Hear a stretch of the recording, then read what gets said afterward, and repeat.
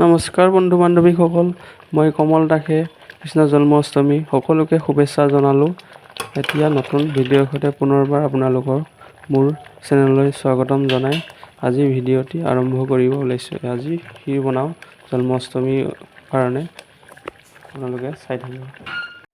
নমস্কাৰ বন্ধু বান্ধৱীসকল, আজি জন্মাষ্টমী শুভেচ্ছা জনালোঁ সকলোকে। এতিয়া কৃষ্ণ জন্মাষ্টমীৰ কাৰণে ভালদৰে মন্দিৰটো চাফা কৰিলোঁ। ৰুমৰ ভিতৰতে ভালদৰে চাফা কৰি শ্ৰীকৃষ্ণৰ নামত এখনি শৰাই আগবঢ়াম, যাতে বছৰটো ভালে কুশলে যায় আৰু সকলোকে ভালে কুশলে ৰাখে।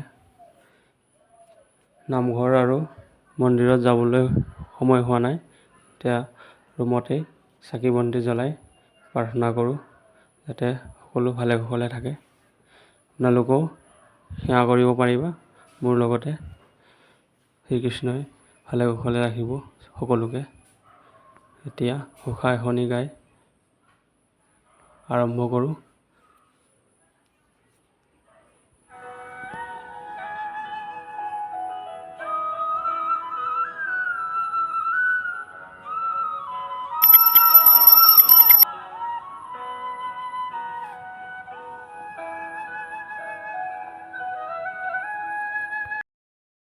নমস্কাৰ বন্ধু বান্ধৱীসকল, আজি কৃষ্ণ জন্মাষ্টমীৰ কাৰণে স্পেচিয়েল ক্ষীৰ বনাব লৈছোঁ।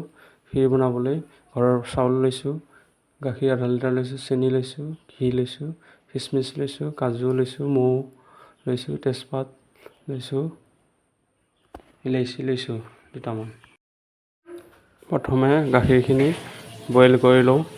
বইল কৰি মগ এটাত ৰাখি লোৱা হ'ব। এতিয়া চাউলখিনি ৰেডি কৰোঁ।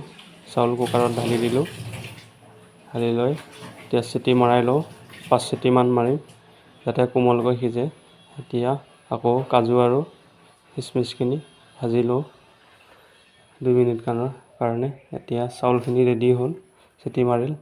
এতিয়া গাখীৰখিনি অলপ অলপকৈ ঢালি দি লৰাই আছোঁ। অলপ অলপ ঢালি লৰাই থকা হ'ব। বাকীখিনিও এনেকৈ গাখীৰ গোটেইখিনি ঢালি দিয়া হ'ব।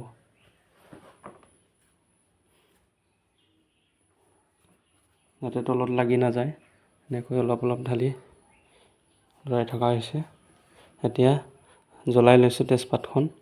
জ্বলাই লৈ মোহাৰি পেলাই দি দিছোঁ গাখীৰত, যাতে গোন্ধটো ভাল হয়। এতিয়া আকৌ কাজু আৰু খিচমিচকেইটা ভাজি থোৱা দি দিছোঁ গাখীৰত। তাৰপাছত আকৌ এতিয়া মৌ দিছোঁ, কম পৰিমাণে মৌ দিছোঁ। মৌ দিয়াৰ পাছত আকৌ এতিয়া চেনিখিনি দিয়া হৈছে। 150-200 গ্ৰামমান চেনি হ'ব, কম পৰিমাণে বনাইছোঁ। এতিয়া ঘিউ 1 চামুচ দিছোঁ। বেছি দিব নালাগে, ঘি কম পৰিমাণে দিলে ভাল হয় ক্ষীৰ। এতিয়া আকৌ লৰাই আছোঁ, চেনিখিনি যাতে তলত লাগি নাযায়।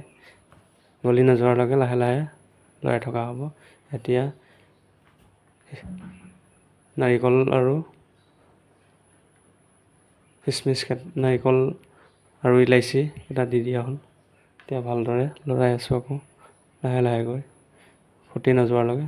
এতিয়া ওপৰলৈ উঠিলে গেছৰ পাৱাৰটো অলপ কম কৰিব, যাতে পৰি নাযায়। ওপৰলৈ গাত ছিটিকি যোৱা চান্স থাকে বেছি পাৱাৰটো বেছি কৰিলে। লাহে লাহেকৈ মাজে মাজে লৰাই থকা হ'ব।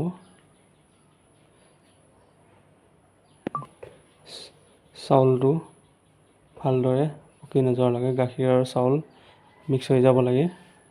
লৰাই লৰাই চাউলৰ পৰিমাণ গুড়ি হ'ব লাগে ক্ষীৰৰ কাৰণে।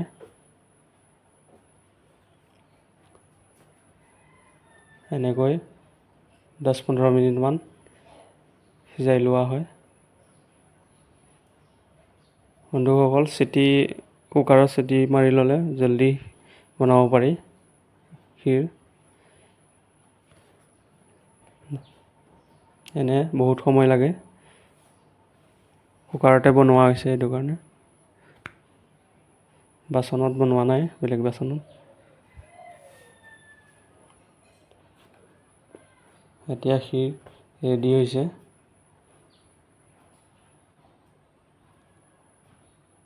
ৰেডি হ'ব হৈছে, চেক কৰি আছোঁ গাখীৰৰ লগত মিলিছে নাই। এতিয়া আইচক্ৰীমটো পাৱাৰটো অফ কৰি দিওঁ, ক্ষীৰ বনি গ'ল। এতিয়া 5 মিনিটৰ কাৰণে ৰাখি দিম, ঠাণ্ডা হোৱাৰ পিছত বাতিত ওলোৱা হ'ব।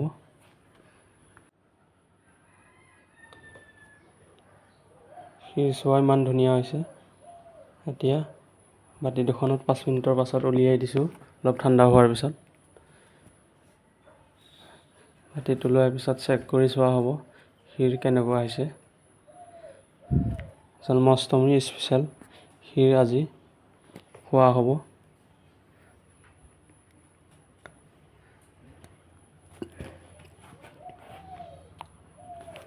আপোনালোকে বনাই খাব এনেকৈ, বহুত ধুনীয়া হয়। বন্ধুসকল, মোৰ ভিডিঅ'বোৰ চাই ভাল পালে লাইক, কমেণ্ট, শ্বেয়াৰ আৰু ছাবস্ক্ৰাইব কৰিব নাপাহৰিব।